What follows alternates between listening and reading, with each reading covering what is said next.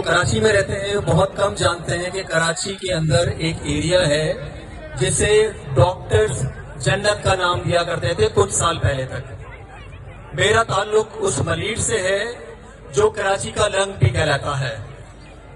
کراچی کا green belt جب ہم بڑے ہوئے تو وہ تباہی کے دہانے پہ پہنچ گیا، اور اس وقت ہمارے ہر طرف پرندے ہوتے تھے، طوطے، اس طرح کے کرینز، کوجے، ہر قسم کے پرندے، جانور، ریپٹائلز اور بٹرفلائز بہت کامن پائی جاتی تھی.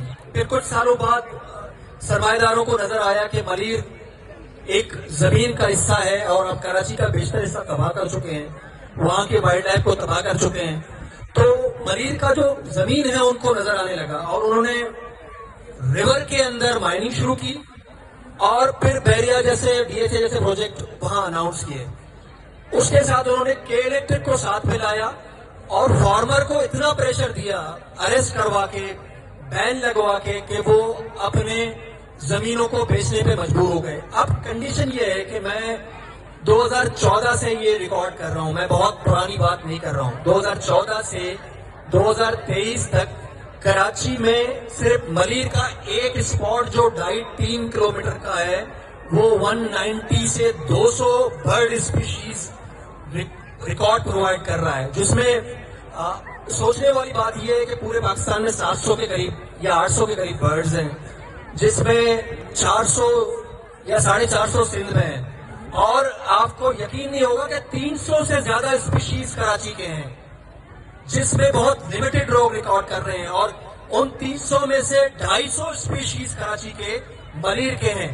اگر آج ہم اس کلائمیٹ مارچ کے توسط سے ملیر کی تباہی کو، Malir expressway, D H A اور بحریہ جیسے اداروں کو نہیں روکیں گے، ہوگا کیا؟ ہم ایک انسان ہیں اور ایکولوجیکل سسٹم کا حصہ ہیں.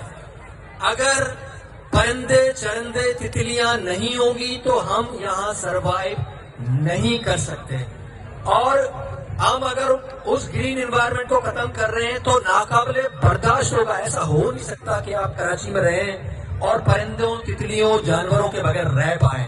تو میری ایک ہی آپ سے ریکویسٹ ہے کہ آپ اپنے ٹویٹر اسپیس، سوشل میڈیا، تمام جگہ جہاں جہاں آپ کی ایکسیس ہے، اس بایو ڈائیورسٹی کو بچانے کی بات کریں. شکریہ، تھینک یو.